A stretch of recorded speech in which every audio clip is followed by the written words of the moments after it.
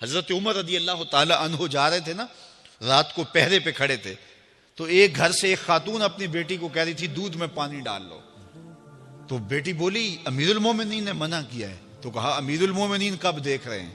تو بیٹی بولی امیر المومنین نہیں دیکھ رہے، ان کا رب تو دیکھ رہا ہے۔ حضرت عمر دروازے پہ نشان لگایا تو آ گئے، دن کے اجالے میں پھر اس گھر کے دروازے پہ گئے اور صاحب خانہ سے کہا کہ اپنی بیٹی کا رشتہ میرے بیٹے کے لیے دے دو۔ امیر المومنین سوالی بن کے کھڑا ہے اس گھر میں، کہا اس بیٹی کا رشتہ مجھے دے دو۔ ان کو اور کیا چاہیے تھا؟ امیر المومنین کے بیٹے کے لیے رشتہ قبول کر لیا گیا۔ پھر اللہ تعالیٰ جل شانہ ان کو ایک بیٹی دی، اس بیٹی سے اللہ نے ایک بیٹا انہیں دیا، اس بیٹے کا نام حضرت عمر بن عبدالعزیز ہے۔ تو جب مائیں اللہ سے ڈرنے والی ہوں، تنہائی میں ڈرنے والی ہوں، تو پھر اولادیں ایسی ہوتی ہیں۔ اپنی اولادوں کی تربیت کرو، جب بچے چھوٹے ہی ہوں تو ان کے تصور میں یہ بات اچھی طرح سے راسخ کر دو کہ اللہ دیکھ رہا ہے۔ پھر وہ کبھی رشوت نہیں لیں گے کہ اللہ دیکھ رہا ہے، اور وہ کبھی خیانت نہیں کریں گے کہ اللہ دیکھ رہا ہے، وہ کبھی ملک کے راز کو نہیں بیچیں گے کہ اللہ دیکھ رہا ہے، وہ جو ہے وہ بد نگاہی نہیں کریں گے کہ اللہ دیکھ رہا ہے۔ جہاں کوئی کیمرہ نہیں پہنچتا، جہاں سیکورٹی نہیں پہنچتی، جہاں کوئی ایجنسی نہیں پہنچتی، وہاں یہ عقیدہ پہنچتا ہے کہ میرا اللہ مجھے دیکھ رہا ہے۔ تو یقین کی یہ دولت زندگی کا نور ہے، زندگی کا جمال ہے، اور ماہ سیام میں اللہ تعالیٰ اس عقیدے کو روحوں میں اتار دیتا ہے اور باطن میں جذب کر دیتا ہے۔ تو اس کو اپنے اندر اچھی طرح سے ہم اتار کر کے اپنی زندگی میں چراغاں کر سکتے ہیں اور اندھیرے دور کر سکتے ہیں۔ یہ تیقن کہ میرا اللہ مجھے دیکھ رہا ہے، میں اپنے رب کی نگاہوں میں ہوں۔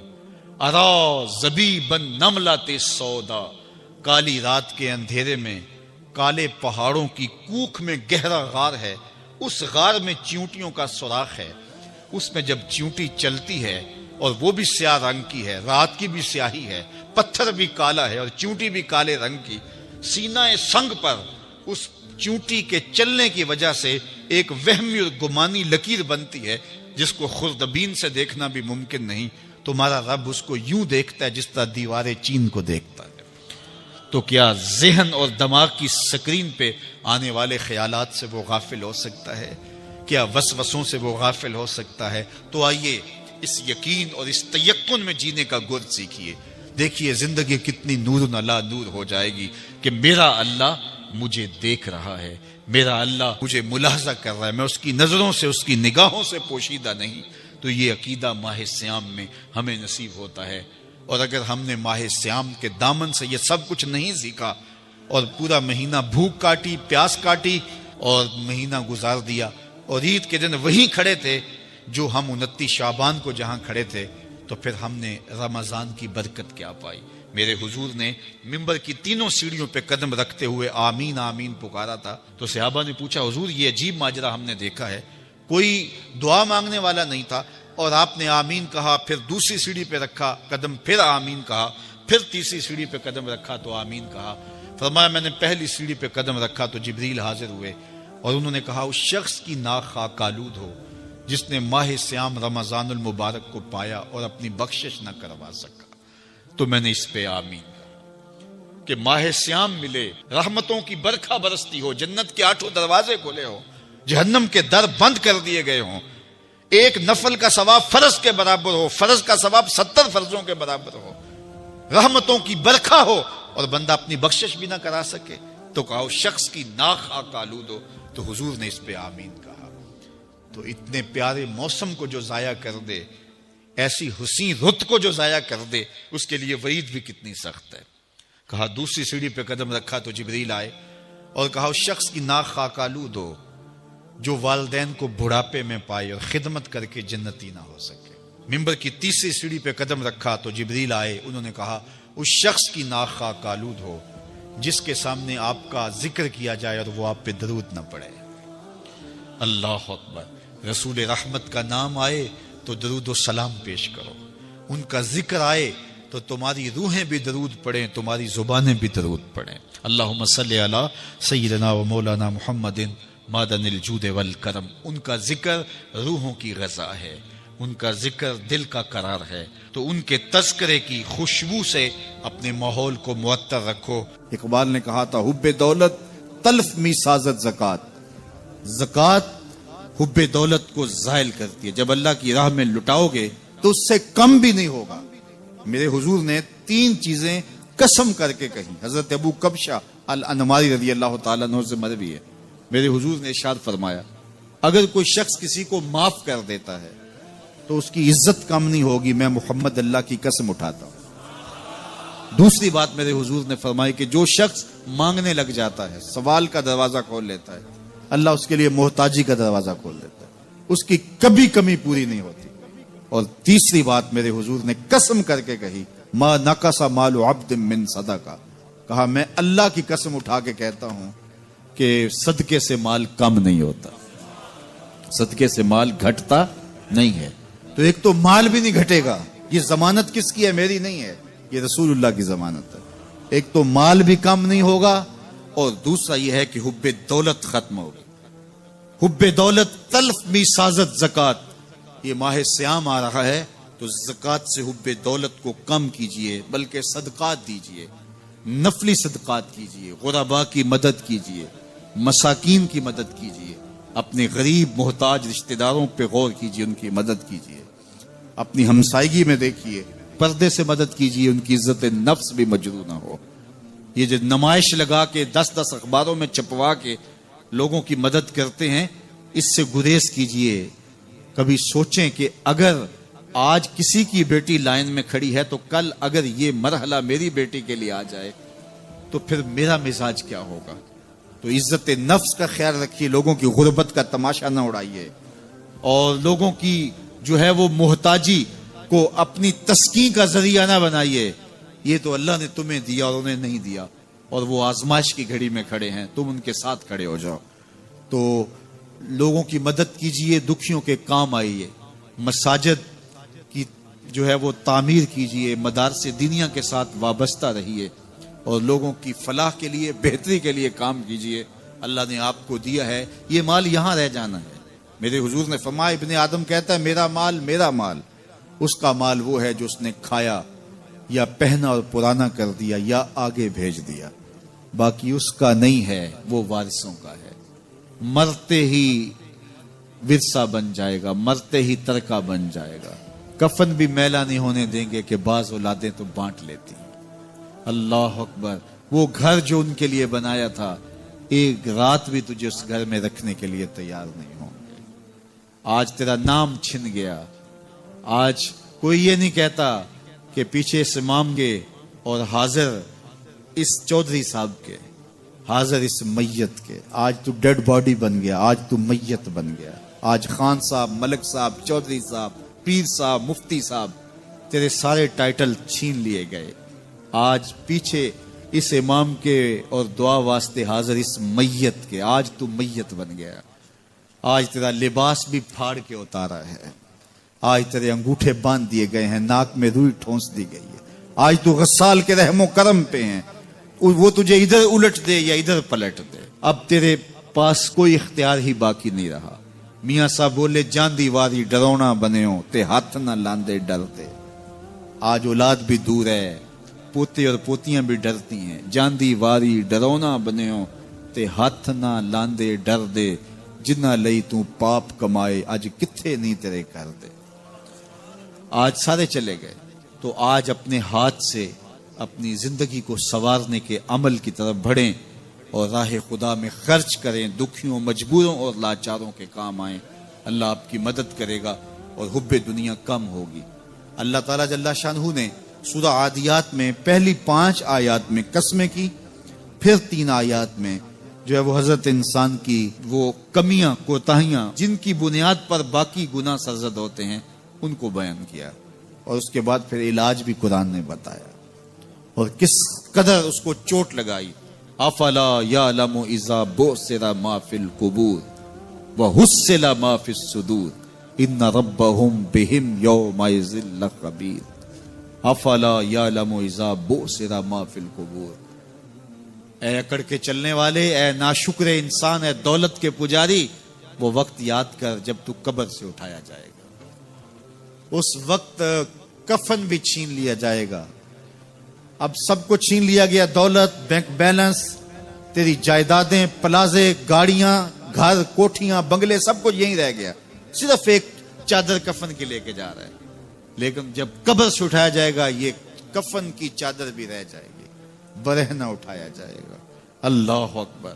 نہ پاؤں میں جوتے، نہ سر پہ پگڑی، نہ بدن پہ کپڑا، برہنہ اٹھایا جائے گا. سیدہ عائشہ رضی اللہ تعالیٰ عنہ نے سنا تو کانپنے لگی. عرض کی حضور قبر سے برہنہ اٹھائے جائیں گے تو ایک دوسرے سے حیا نہیں آئے گی؟ فرمایا عائشہ معاملہ اس سے بھی آگے ہے. کسی کو ہوش ہوگی تو حیا آئے گی. ہوش اڑے ہوئے ہوں گے، خوف قیامت طاری ہوگا. قبروں سے یوں لوگ اٹھائے جائیں گے. افلا یعلم اذا بوسر ما فی القبور. اب بوسرا کا جو مفہوم ہے، جو ترجمہ اور معنی ہے وہ تو رہے. بوسرا کا جو صوتی آہنگ ہے، جب بولتے ہوئے ایک جھٹکا لگتا ہے تو قبروں سے اٹھتے ہوئے لوگوں کی کیفیت معلوم کرنے کے لیے بوسرا کا صوتی آہنگ ہی کافی ہے. افلا یعلم اذا بوسر ما فی القبور وحصل ما فی الصدور. حصلہ کے اوپر جو تشدید ہے، یہ معنی کو کتنی خوبصورتی کے ساتھ ایک مجسم پیکر میں سامنے لا رہی ہے. اللہ فرماتا پھر وہ وقت آئے گا جو سینے میں ہوگا وہ تشت ازبام ہو جائے گا. آج آپ مجھے نیک سمجھتے ہیں، میں آپ کو اچھا سمجھتا ہوں، لیکن میرے سینے کے اندر کیا چل رہا ہے یہ آپ کو نہیں پتا. یہ میں تقریر چہک چہک کے کر رہا ہوں، اس کے پیچھے کیا ہے؟ میں آپ کے دل اپنی جانب موڑنا چاہتا ہوں، آپ کی جیبیں خالی کرنا چاہتا ہوں، یا میں آپ کے سامنے پاک اور ستھرا اور بڑا جو ہے وہ نیکوکار بننا چاہتا ہوں، یا میرا مقصد رضائے الہی ہے؟ یہ مجھے پتہ ہے، آپ کو نہیں پتہ. آپ کہاں ہیں، کہاں کھڑے ہیں، میں آپ کو اچھا سمجھتا ہوں، لیکن آپ کو پتہ ہے کہ ہم کہاں کھڑے ہیں. لیکن قیامت کے دن یہ ساری چیزیں سامنے آ جائیں. وَحُصِّلَ مَا فِي الصُّدُورِ. اور سورہ الطارق میں فرمایا یوم تبلی السرائر فما لہ من قوت ولا ناصر. اس دن سارے راز کھول دیے جائیں گے اور کوئی طاقت نہیں ہوگی جو ان رازوں کو کھلنے سے روک سکے گا. آج طاقتور کی بات نہیں کھلتی اور کمزور کی بات اچھال دی جاتی ہے، لیکن وہ وقت آنے والا ہے یوم تبلی السرائر فما لہ من قوت ولا ناصر. نہ زور کے بل پہ، نہ زر کے بل پہ، نہ کسی اور بل پہ کسی کام کو روکا جا سکے گا. ہر شے تشت ازبام ہو جائے گی. وہ کتنا سخت دن ہوگا. اے داور حشر میرا نامہ اعمال نہ پوچھ، اس میں کئی پردہ نشینوں کے بھی نام آتے ہیں. تو وہ کتنا سخت دن ہوگا. وَحُصِّلَ مَا فِي الصُّدُورِ إِنَّ رَبَّهُمْ بِهِمْ يَوْمَئِذٍ لَخَبِيرٌ. بے شک ان کا رب اس دن ان سے خوب باخبر ہوگا. وہ آج بھی باخبر ہے، لیکن آج کئیوں کو یقین نہیں کہ وہ باخبر ہے. لیکن اس دن سب کو یقین ہو جائے گا کہ میرا رب اس سے باخبر ہے. جب پرانی تصویریں چلنا شروع ہو جائیں گی، جب ساری ویڈیو سامنے آ جائے گی، زندگی میں جو جو کیا، تنہائی میں، اعلانیاں، خفیہ، جہاں جہاں جو کیا، داد عیش دی، سب کچھ تشت ازبام ہوگا. سب کچھ جو ہے وہ سکرین پہ چل رہا ہوگا. کوئی چیز بھی تشت ازبام ہونے سے نہیں رہ جائے گی. تو پھر بندہ کہے گا اوہو یہ تو سب میرے مالک کو پتا تھا. لوگوں کی نظروں سے چھپ سکا، رب کی نگاہوں سے تو نہیں چھپ سکا. اس کی نگاہوں سے کون چھپ سکتا ہے؟ یہ یقین آج اپنی روحوں میں اتار لو، اچھی طرح سے جذب کر لو. گناہوں سے بچنے کا اکثیر نسخہ ہے یہ یقین کہ میرا رب مجھے دیکھ رہا ہے. یہ یقین جب روح میں جم جائے، خیالوں میں اتر جائے، اعتقاد کا پختہ حصہ بن جائے، پھر بند کوٹھڑی میں بھی جرم نہیں ہو سکتا کہ میرا مالک تو مجھے دیکھ رہا ہے. آپ دیکھتے نہیں کہ جب ساتوں دروازے بند کر کے بت کے اوپر موٹا کپڑا ڈال کے زلیخا بولی ہے تلک یوسف اب تو آ جاؤ نا، اب تو کوئی نہیں دیکھ رہا. قال معاذ اللہ. تو جناب یوسف نے کہا میں اللہ کی پناہ میں آتا ہوں. اللہ اکبر. تو دروازے بند کر کے لوگوں کی نظروں سے چھپ گئی ہے اور بے نور آنکھیں رکھنے والے اس پتھر کے بت سے بھی حیا کرتی ہے اور اس پہ بھی پردہ ڈال لیا ہے. جب تو اس جھوٹے خدا سے حیا کرتی ہے، میں سچے خدا سے حیا کیوں نہ کروں جو 7ویں کوٹھڑی میں بھی دیکھتا ہے. اتنی روشنیاں برسی کہ گناہ کا تصور بھی محال ہو. تو یہ یقین کہ میرا اللہ مجھے دیکھ رہا ہے، یہ انسان کی زندگی میں نظم پیدا کرتا ہے. آنے والا موسم ماہ سیام رمضان المبارک، یہ ہماری زندگی کے اندر یہ نور داخل کرتا ہے کہ میرا اللہ دیکھ رہا ہے۔ کڑکتی دھوپ، برستی گرمی، زباں کانٹا، ہونٹ خشک، گلا خشک، دروازہ مکفل، ٹھنڈا پانی دستیاب، لیکن ایک گھونٹ بھی حلق سے نیچے نہیں اتارتے کہ میرا اللہ دیکھ رہا ہے۔ وضو کرتے بھی احتیاط کرتے ہیں کہ میرا اللہ مجھے دیکھ رہا ہے۔ کرتے ہیں کہ نہیں کرتے؟ یہ نور ملتا ہے کہ نہیں ملتا؟ اس کو پھر جذب کر لینا چاہیے تاکہ یہ زندگی میں چھا جائے، کیونکہ جو رمضان میں دیکھتا ہے وہ غیر رمضان میں بھی دیکھتا ہے۔ اور پھر پانی نہیں پیتے کہ اللہ دیکھ رہا ہے، کھانا نہیں کھاتے اللہ دیکھ رہا ہے، لیکن جب آنکھ بھٹکتی ہے تو اس وقت اللہ نہیں دیکھتا، جب خیال بہکتا ہے تو اس وقت اللہ نہیں دیکھتا، رشوت میز کے اوپر سے لے رہے ہوں یا نیچے سے لے رہے ہوں تب نہیں اللہ دیکھ رہا ہوتا، اللہ صرف کھانے اور پینے کو دیکھ رہا ہوتا ہے۔ یہ جو ایک نور آیا ہے اس کو جذب کر لیں، پوری زندگی میں پھیلا لیں۔ تو اسی لیے رمضان تقوی بانٹتا ہے، روزہ تقوی بانٹتا ہے، زندگی میں نور اور روشنیاں بھر دیتا ہے۔ میں کوئی بہت لمبی عمر نہیں رکھتا، لیکن مجھے آج سے 35 سال پہلے کے حالات کی ہوش ہے، اور جو میرے سے زیادہ عمر میں ہیں وہ اس سے پہلے کے حالات جانتے ہیں۔ تو میرا بنیادی طور پہ ایک دیہات سے تعلق ہے، تو میں اچھی طرح جانتا ہوں کہ لوگوں کے پاس جو آج کچھ ہے وہ آج سے 35-40 سال پیچھے نہیں تھا۔ بالخصوص دیہاتوں کے اندر لوگوں کے پاس 1 یا 2 جوڑے ہوتے تھے اور انہیں بار بار پہنتے تھے۔ کسی شادی یا بیاہ کے موقع پہ جانا ہوتا تو بعض اوقات کسی سے وہ لباس یا جوتے مانگ کے لے کے جاتے۔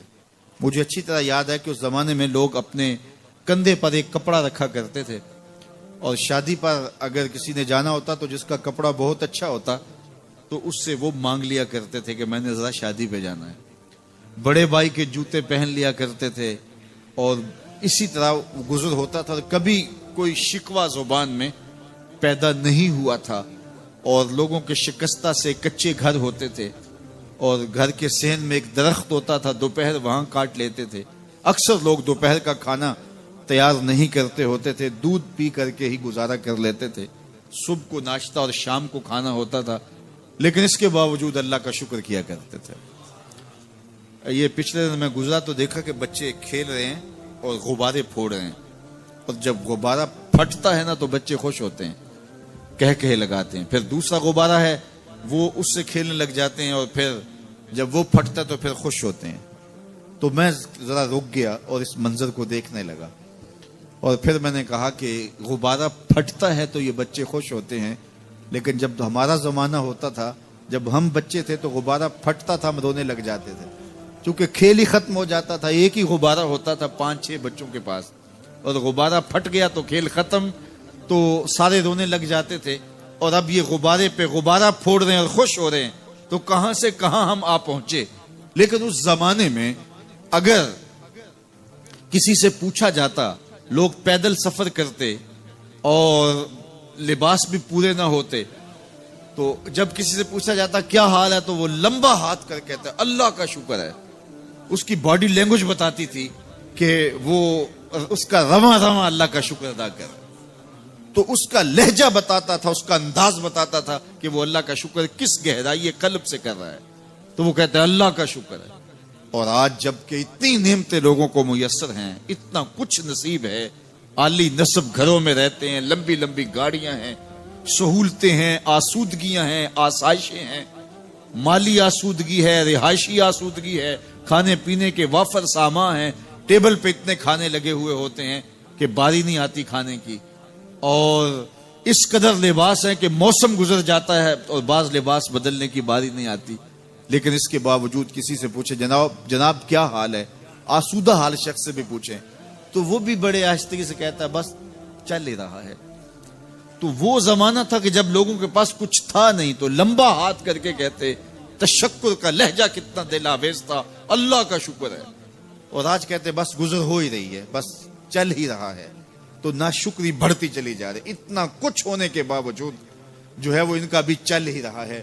تو کہا ان الانسان لربہ لکنود، بے شک انسان اپنے رب کا ناشکر ہے۔ اتنی نعمتیں کھانے کے باوجود، اتنی دولتیں سمیٹنے کے باوجود، اتنی عزتیں پانے کے باوجود، اتنی آسائشیں حاصل کر چکنے کے باوجود، دولت کے اتنے انبار رکھنے کے باوجود، اس کی زبان بولتے ہوئے کتنے بخل سے کام لیتی ہے کہ بس گزر اوقات ہو ہی رہی ہے۔ او میاں، تیرے رب نے تجھے اتنا کچھ دیا، یہ دولتیں، یہ دولتوں کے انبار، یہ آسودگیاں، یہ بہاریں، یہ سب کچھ نہ ہوتا، تجھے زندگی بخش دی تھی، اس کا ہی شکر تیرے اوپر واجب تھا۔ اللہ اکبر۔ اللہ نے حضرت انسان کو یہ جو کچھ دیا ہے، کتنی چیزیں ہیں ہمیں پتہ بھی نہیں کہ وہ نعمت ہے، لیکن اللہ نے ہمیں عطا کی۔ دنیا کا ایک امیر ترین شخص تھا اناسس، تو اس کے یہ آنکھوں کے جو پپوٹے تھے یہ کام کرنا چھوڑ گئے۔ ہمیں کبھی اس کا احساس بھی نہیں ہوا کہ یہ کوئی نعمت ہے۔ آٹومیٹک سسٹم میرے رب نے لگایا ہے، ادھر تنکا اڑا، ادھر آنکھ بند ہو گئی۔ لیکن اس کو مسئلہ کیا ہوا کہ یہ پٹھے اس کے ختم ہو گئے اور وہ اپنی مرضی سے آنکھیں نہیں بند کر سکتا تھا۔ ڈاکٹر سلوشن ٹیپ لگا کے آنکھیں کھول دیتا اور جب اس نے سونا ہوتا تو وہ بند کر دیتا۔ دنیا کے امیر ترین لوگوں میں سے ایک نام تھا، تو کسی نے اس سے پوچھا کہ تیری زندگی کی سب سے بڑی خواہش؟ اس نے کاش اپنی آنکھیں اپنی مرضی سے کھول سکوں۔ کہا اس کے لیے تجھے کوئی قیمت لگانی پڑے تو کتنے پیسے لگا سکتا ہے؟ کہا ساری دولت لگ جائے، کاش میں اپنی آنکھیں اپنی مرضی سے کھول سکوں۔ مجھے یہ بتائیے کہ حضرت انسان کو کیا کچھ نہیں اللہ نے دیا۔ یہ لعاب ہے نا، لعاب ہم روز تھوکتے ہیں، یہ مقدار سے کچھ کم ہو جائے تو بولنے میں دقت، نظام انہضام خراب۔ یہ جو لعاب ہمارے منہ میں آتا ہے، جو ہم تھوک دیتے ہیں، یہ قدرتی گریس ہے جو بولنے میں مدد دیتی ہے، نظام انہضام کو ٹھیک رکھتی ہے۔ اور اگر یہ لعاب کم ہو جائے مقدار سے تو نظم خراب ہو جائے۔ اللہ اکبر۔ تو ہم نے کبھی سوچا کہ یہ بھی نعمتیں ہیں؟ باقی روشن آنکھیں، چمکتا چہرہ اور زور آور ہاتھ، چوڑی چھاتی، دھڑکتا دل، اور کہتے ہیں اس دماغ کا اگر کمپیوٹر تیار کیا جائے تو نیو یارک شہر سے بڑا ایک بکریاں چلانے والے شخص کے دماغ کا کمپیوٹر بنے۔ یہ حضرت انسان کو اللہ نے اتنا کچھ دیا ہے، اور پھر اس کو نعمتیں دی، عزتیں دی، جائیدادیں، زمینیں، لمبی لمبی گاڑیاں، عالی نسب پلازے، کتنا کچھ دیا۔ پھر خوبصورت اولادیں دی، کیا تسکین قلب کے لیے رکھا اس نے۔ تو اس کے باوجود بھی یہ کہہ رہا ہے بس چل رہا ہے، گزر اوقات ہو رہی ہے۔ ان الانسان لربہ لکنود۔ انسان اپنے رب کا کتنا ناشکر ہے، اس نے کیا کچھ اسے عطا کیا، کیا کچھ عطا کیا، لیکن یہ شکر کا کلمہ بھی نہیں بولتا، بخل سے کام لیتا ہے۔ تو کہا یہ ناشکر ہے، اور اس پر کوئی خارج سے دلیل لانے کی ضرورت بھی نہیں ہے۔ وَإِنَّهُ عَلَىٰ ذَلِكَ لَشَهِيدٌ۔ اور یہ خود اس پہ گواہ ہے۔ ذرا اپنے اندر اتر کے دیکھے تو یہ کتنا بخل کرتا ہے شکر ادا کرنے میں، اسے خود سمجھ آ جائے گی۔ وَإِنَّهُ لِحُبِّ الْخَيْرِ لَشَدِيدٌ۔ اور اس کی ایک خصلت یہ ہے کہ یہ دولت کی محبت میں بڑا سخت ہے۔ دولت کی محبت یہ بہت زیادہ اپنے سینے میں پال چکا ہے، اور یہ دولت اس کی محبوبہ بن گئی ہے۔ دولت تو اس کی ضرورت ہونی چاہیے تھی، لیکن اس نے اس کو اپنی محبوبہ بنا لیا۔ وَإِنَّهُ لِحُبِّ الْخَيْرِ لَشَدِيدٌ۔ اس کو محبت زر شدت سے ہو گئی ہے، سویر سے شام تک اس کا وظیفہ ہی یہی ہے۔ اس کی زندگی کے اندر منصوبے یہ چلتے ہیں۔ اللہ نے اتنا نوازا ہوا ہے، اس کی ساری زندگی آسودگی سے گزر سکتی ہے جتنا اس کے پاس موجود ہے، لیکن اس کے باوجود ہر وقت اس کے دماغ کے فیتے پہ یہی چلتا ہے اور یہی کہانی چلتی ہے، یہ زیادہ کیسے ہو، یہ زیادہ کیسے ہو، یہ زیادہ کیسے ہو۔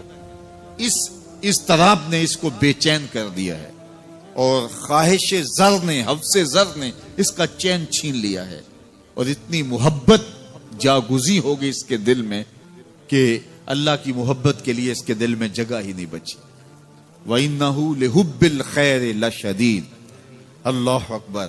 اب پہلے گھوڑوں کی اداؤں کی قسمیں کی، پھر اس کے بعد حضرت انسان کی یہ جو بڑی خامیاں تھی، جو خامیاں جڑ ہیں اس کی باقی خامیوں کی، ان کو بیان کیا۔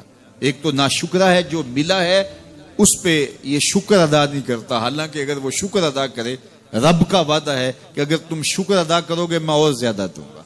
ایک تو یہ شکر نہیں کرتا، اور دوسرا یہ ہے کہ دولت کی محبت اس کے رگو ریشہ میں رچ بس گئی ہے۔ بلکہ اللہ تعالیٰ نے ان بد نصیب لوگوں کی کہانی بیان کرتے ہوئے کہا جو دولت کو مقصود ہی بنا بیٹھے. الذی جمع مالا وعدد. یہ وہ بد نصیب لوگ ہیں جو مال کو جمع کرتے ہیں اور گنتے رہتے ہیں, بار بار حساب کرتے ہیں. الذی جمع مالا وعدد, مال کو جمع کیا, وعدد, اور بار بار اس کو گنتے رہے. اتنے ہو گئے, اب اتنے ہو گئے. اللہ کلا لینبذن فی الحطام. پہلے شرف میں الذی جمع مالا وعدد یحسب ان مالہ اخلد. یہ گمان کرتے ہیں کہ ہمارا مال ہمیں لافانی کر دے گا, مال کی کثرت سے ہم محفوظ ہو جائیں گے اور ہمارا کچھ نہیں بگڑے گا. دولت اتنی ہوگی تو ہم ہر طرح سے حفاظتوں کے ساتھ میں آ جائیں گے, ہمارا مال ہمیں لافانی کر دے گا. یحسب ان مالہ اخلد. اللہ تعالیٰ نے فرمایا کلا, ایسا ہرگز نہیں ہے, یہ تمہاری بھول ہے کہ مال تمہیں لافانی کر دے گا, مال تمہیں مرنے نہیں دے گا, مال تمہیں محفوظ کر لے گا. کلا, ایسا ہرگز نہیں ہے, بلکہ کیا ہے, لَيُنبَذَنَّ فِي الْحُطَمَةِ, ہم تمہیں پکڑ کے آگ میں ڈال دیں گے. لَيُنبَذَنَّ کے لفظ پہ اگر غور کیا جائے تو عربی میں جب ان کا جوتا پرانا ہو جاتا تو پرانا جوتا جب پہننے کے بھی قابل نہ رہتا تو اس کو اتار کے ایسے حقارت سے پھینکتے اور اس کے لیے لفظ استعمال کرتے نبذت النال, میں نے جوتا پھینک دیا. وہ جوتا جو پاؤں میں ڈالنے کے بھی قابل نہ رہے اور اتنا پرانا ہو جائے کہ اس کو اب جو ہے وہ مزید مرمت بھی نہ کروانا ممکن ہو, تو اس کو پھر پھینکا جاتا ہے اور پھر اس کو وہ حقارت سے پھینکتے ہیں, اور وہ جوتا چلتے ہوئے تنگ کرتا ہے تو پھر اس کو اتار کے حقارت سے رب پھینک دیتے ہیں. تو اس کے لیے لفظ بولتے ہیں نبذت النال, میں نے جوتا پھینک دیا. حقارت سے پھینکنے کو نبض کہتے ہیں, اور یہی لفظ اللہ تعالیٰ جل شانہ نے فرمایا کلا لینبذن فی الحطمہ. اے اہل عرب, جس طرح تم جوتا پرانا حقارت سے پھینکتے ہو, ہم حقارت سے تمہیں آگ میں ڈال دیں گے. کلا لینبذن فی الحطمہ. یہ ان مالداروں کی کہانی ہے جنہوں نے مال کو اپنا معبود بنا لیا, مال کو اپنا مقصود بنا لیا. مال مال مال, ہر قدر پامال کر دی, ہر قدر کی قربانی دے دی مال کے بدلے, اور مال ہی ان کا مقصود بن گیا. اور یہ سمجھے کہ یہ مال جو ہے وہ ان کو لافانی کر دے گا, ان کو مرنے نہیں دے گا, ان کے لیے حفاظتی حصار بن جائے گا. کلا لینبذن فی الحطمہ وما ادراک ما الحطمہ. اللہ فرماتا ہے جانتے ہو جس حطمہ میں, جس آگ میں تمہیں ڈالا جائے گا, وہ آگ کیا ہے؟ مل حطمہ, کیا تمہیں پتا ہے وہ حطمہ کیا ہے؟ پھر خود فرمایا نار اللہ الموقدۃ التی تطلع علی الافئدہ. یہ اللہ کی جلائی ہوئی آگ ہے جو دل کھا جائے گی, جو کلیجے چاٹ جائے گی. تو حب زر, یہ حب دولت اور حب دنیا, یہ تمام برائیوں کی جڑ ہے. تو اس لیے اپنے اندر سے محبت زر کو نکالنے کی کوشش کیجئے اگر کہیں آپ کو داخل ہوتی محسوس ہو رہی ہے. اور حب دولت کو نکالنے کے لیے زکوٰۃ, صدقات, اسلام نے ہمیں یہ نظر